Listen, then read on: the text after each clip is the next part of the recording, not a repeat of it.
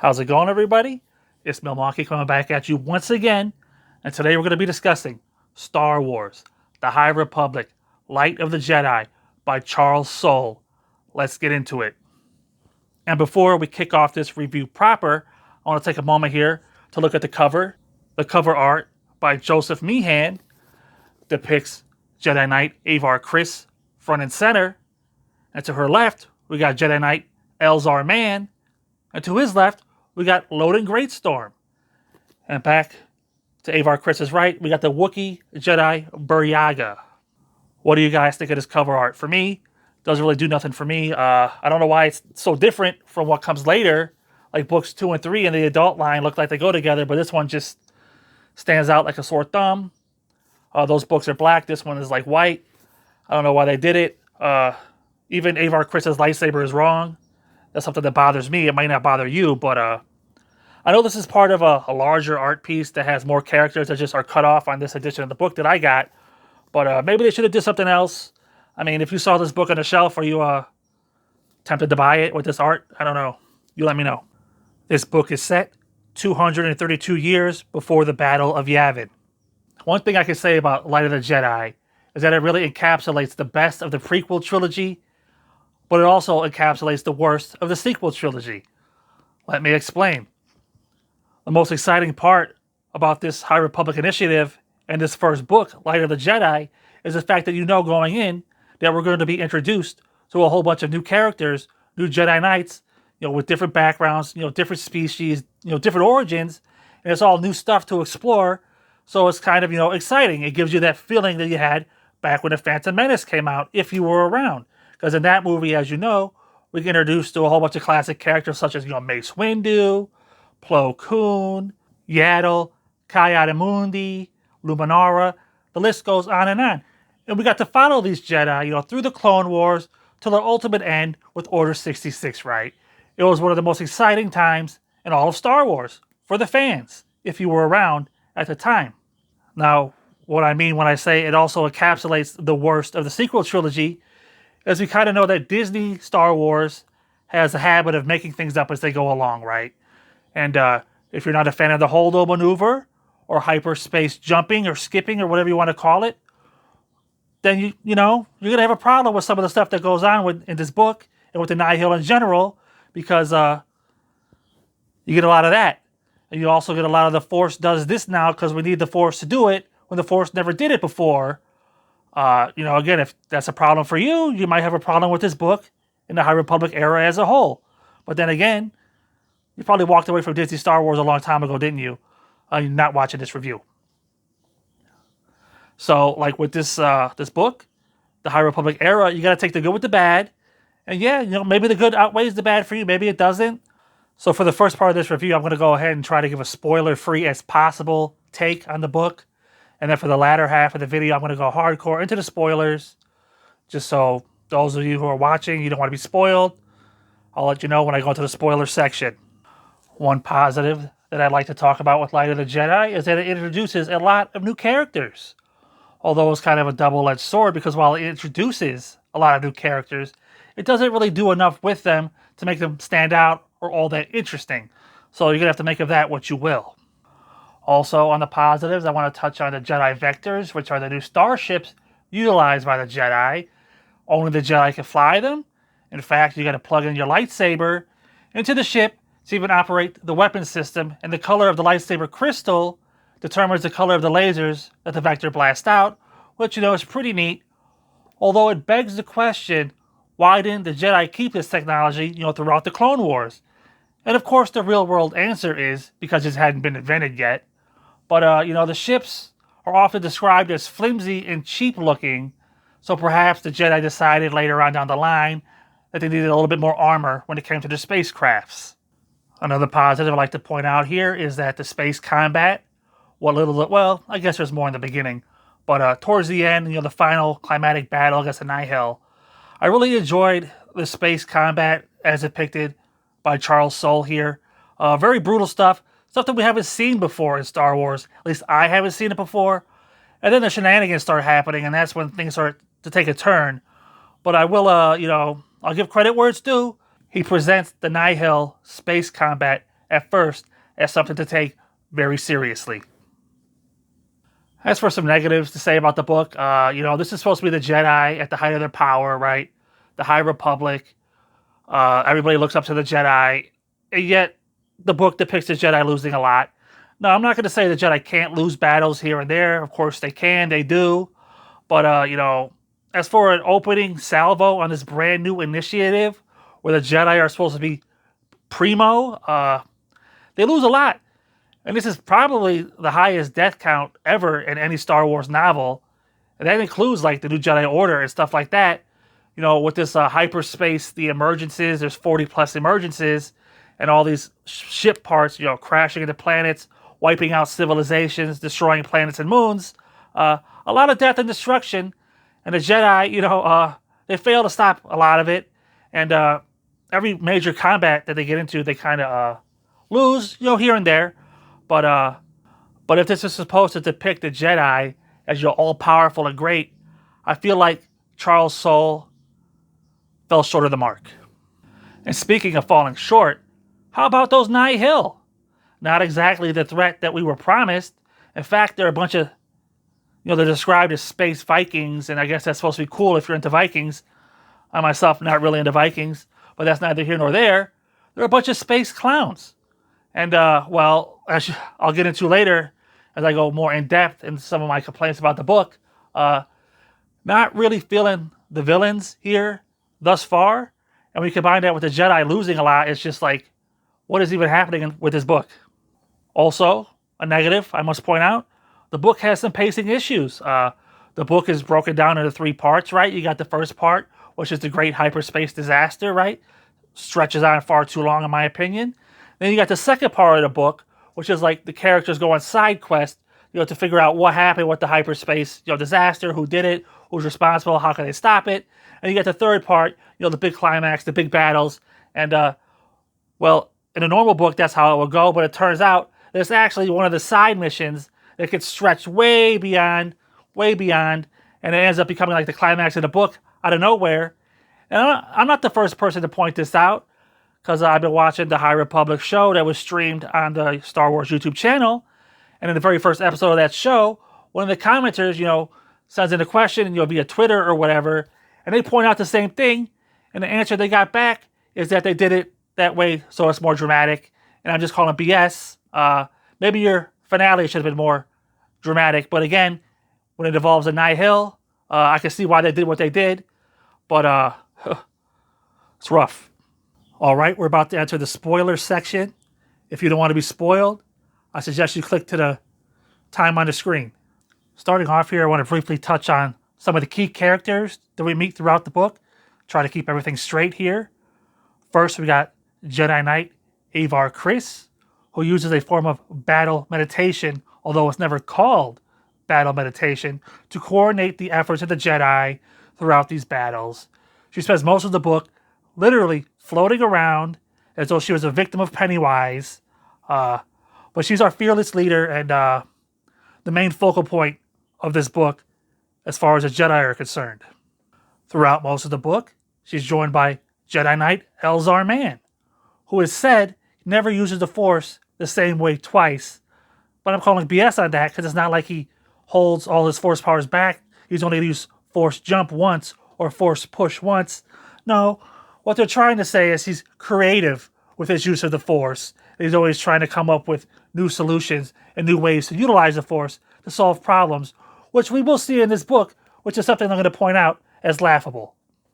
Also, rounding out this new supposed Big Three, we got the Jedi Knight Stellan Gios, who was a total no-show in this book. Well, he shows up, Avar Kriss, she constantly feels his presence, on the other side of the system during the Battle of Hetzel, and he's, of course, present.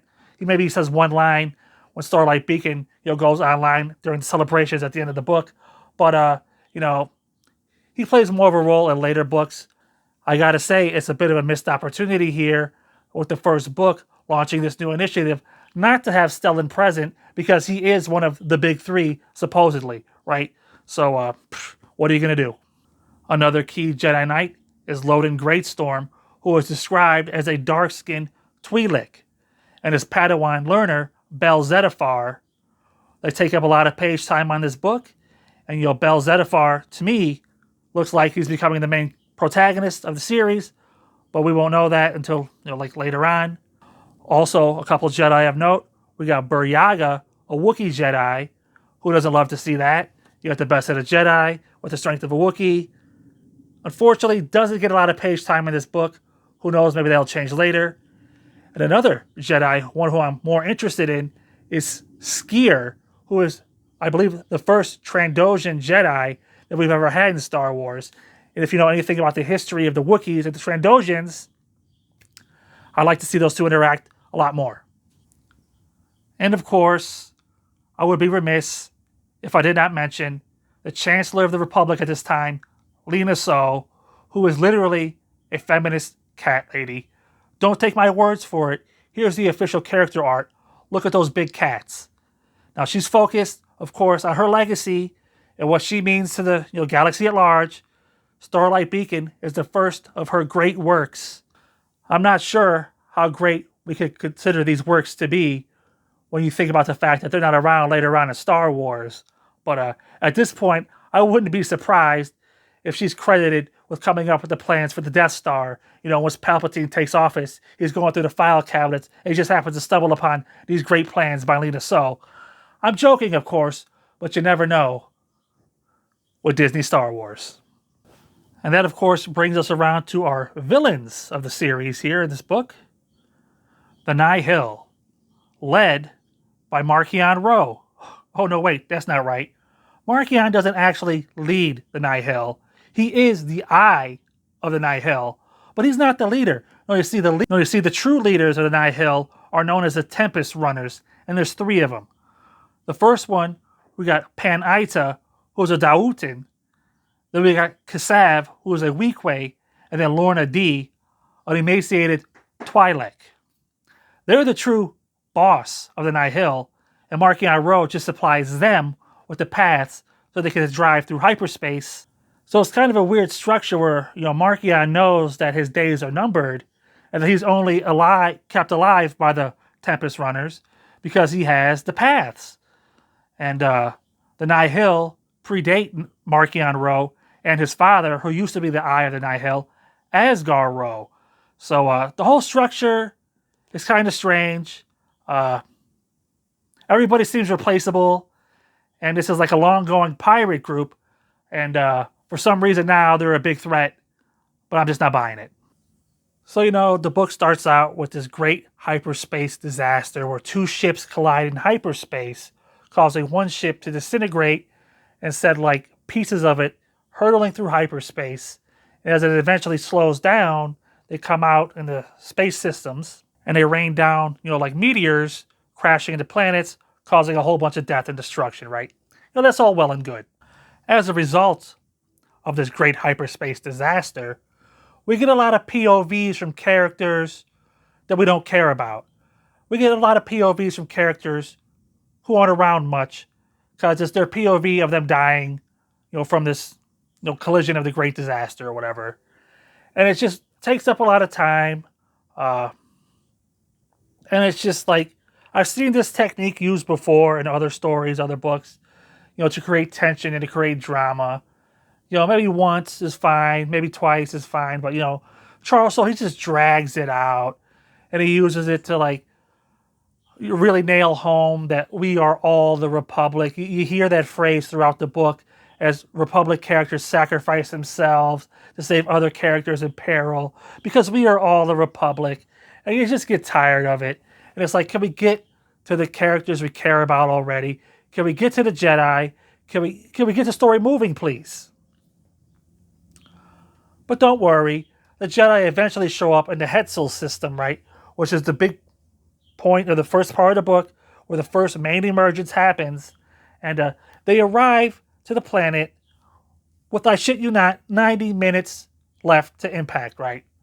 And I'm wondering, can they even break orbit in 90 minutes?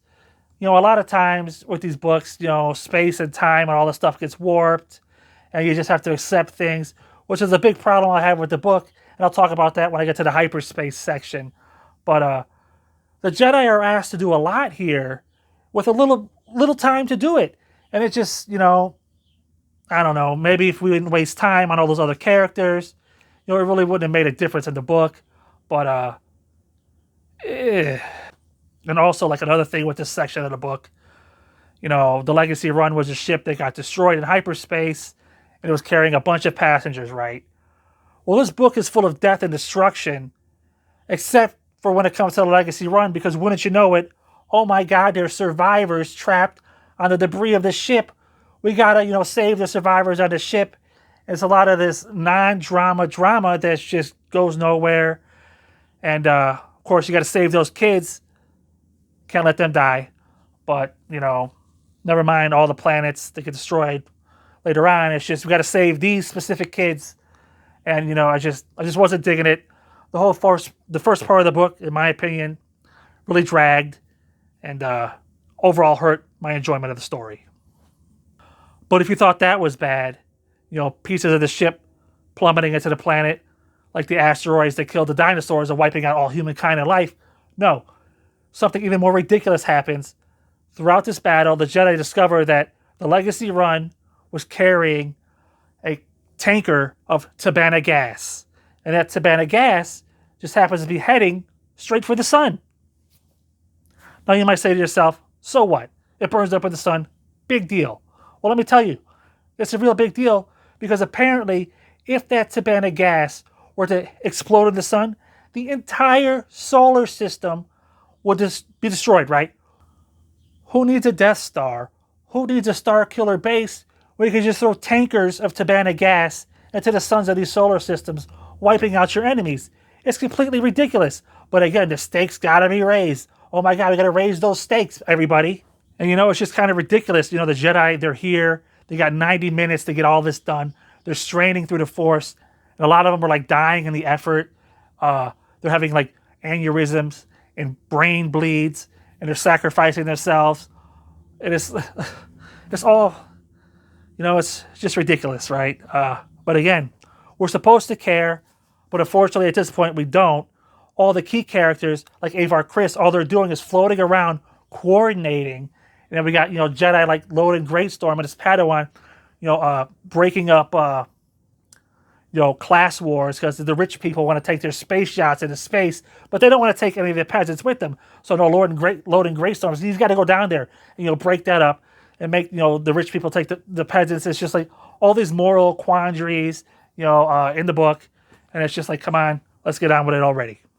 And I do have to say, one of the more funny parts of the book to me later on was when the Jedi were interviewing the survivors of the Legacy Run, the Great Hyperspace Disaster, because of course there has to be survivors, right? A ship getting demolished in hyperspace like that, surely there's survivors, right? Creates 40 plus immersions all throughout a sector of space, but there's got to be survivors, right? Whatever. Anyway, to interview the survivors, guess who they send? They send Buryaga, the Wookiee, who can't even speak basic. Of course this guy's going to get the answers we need, right? Well, it turns out he does, because I guess he's just a big puppy dog, and all the surviving children want to pour out their hearts to him. Give me a break. I touched on earlier how one of the side quests in the middle of the book gets stretched out way beyond the pale and ultimately becomes like the climax of the book. And that side quest involves Loden Greatstorm and his Padawan Bel Zettifar rescuing a couple of kidnapped people on the planet of Elfrona. Now the people, it doesn't matter who they are. I think it turns out to be like the ancestors of like Bail Organa or whatever. I'm not sure on that.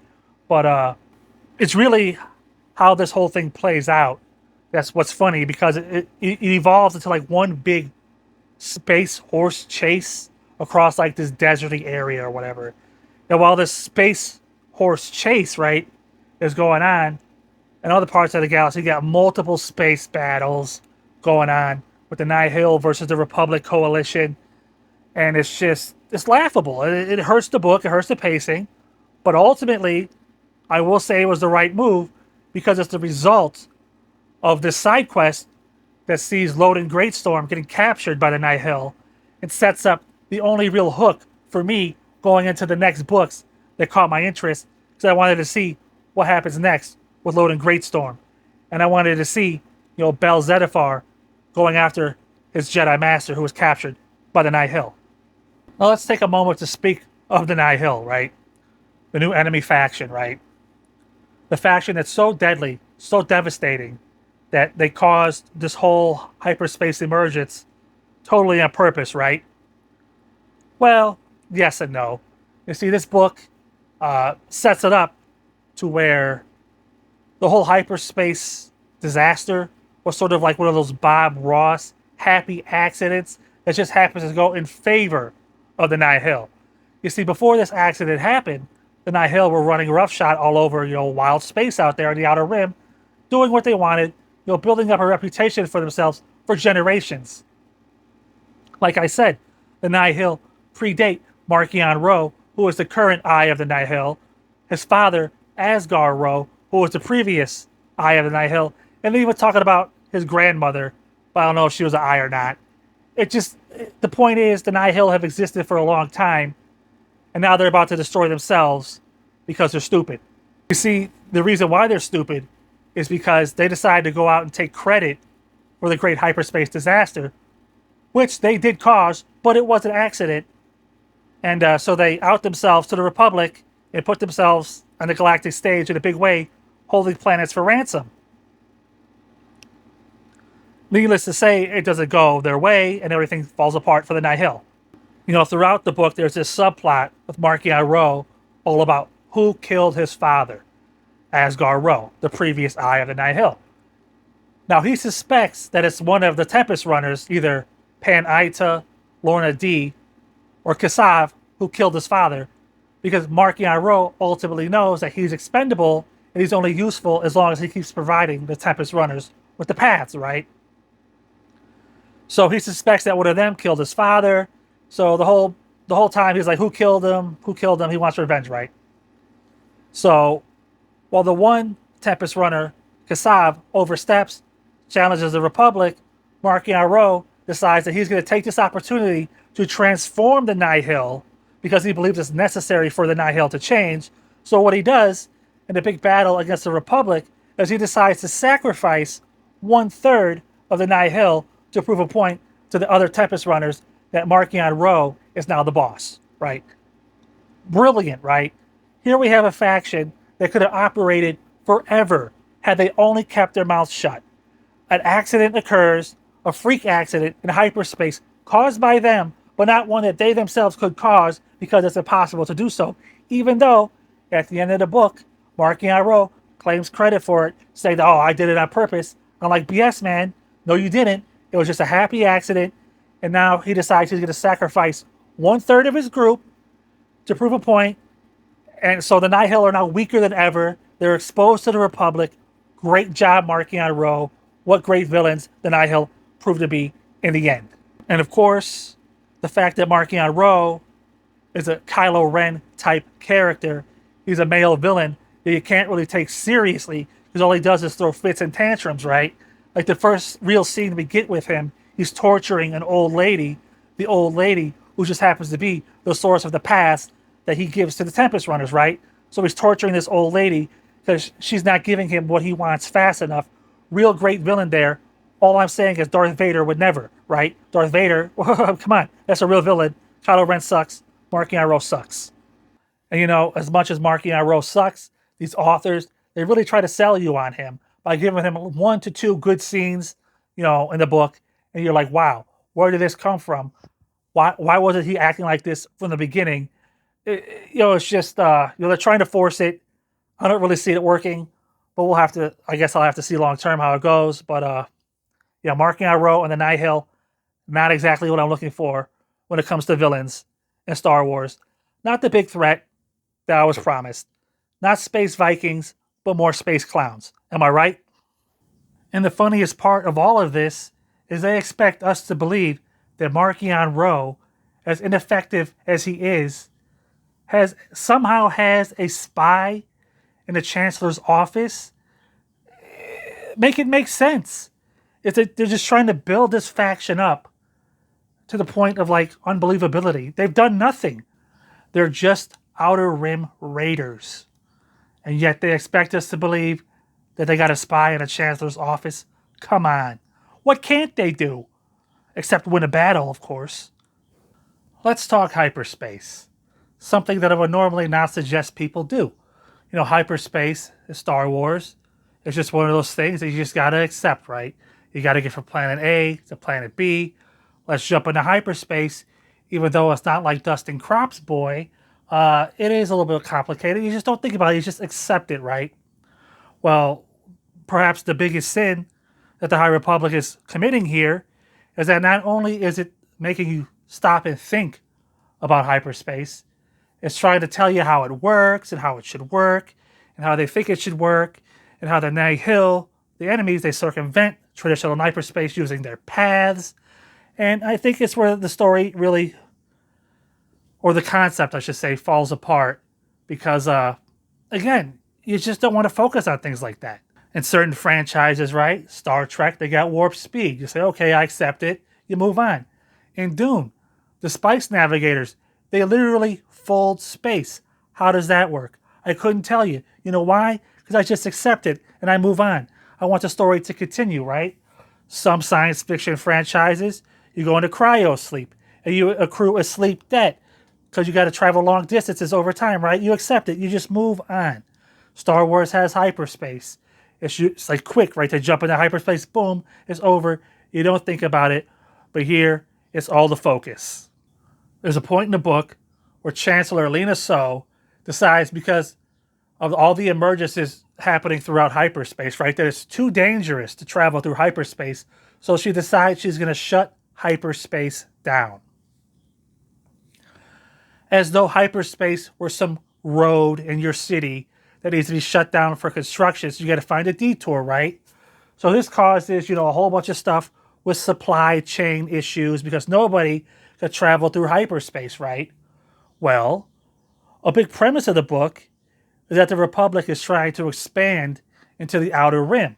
So they're setting up Starlight Beacon, right, for the Jedi to bring the Republic to the Outer Rim. And that pisses off the Nihil, right?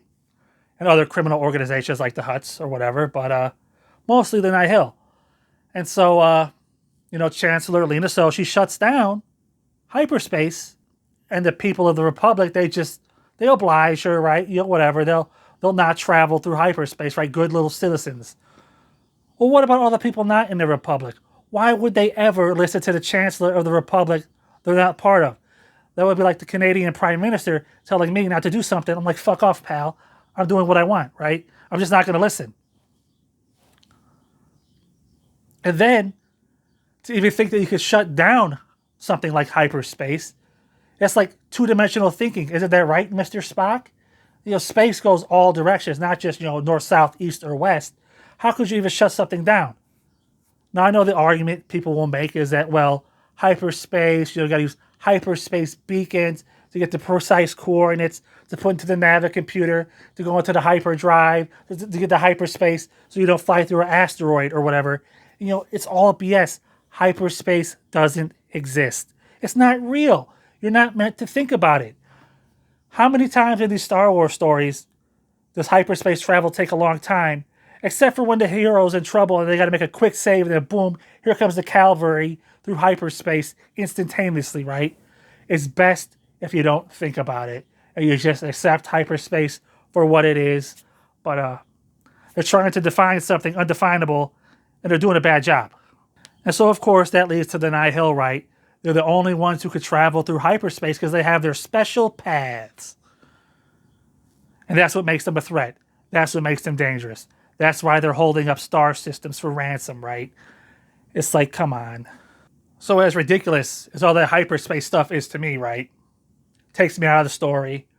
Makes me think about stuff I don't want to think about, like hyperspace. There's one scene in the book that I feel like is even more ridiculous and facepalm worthy. The characters, they're on the Hetzel, right? The galaxy comes together. We are the Republic. They donate a whole bunch of like computer tech so they could, find the black box to the legacy run, the ship that got destroyed in hyperspace, right?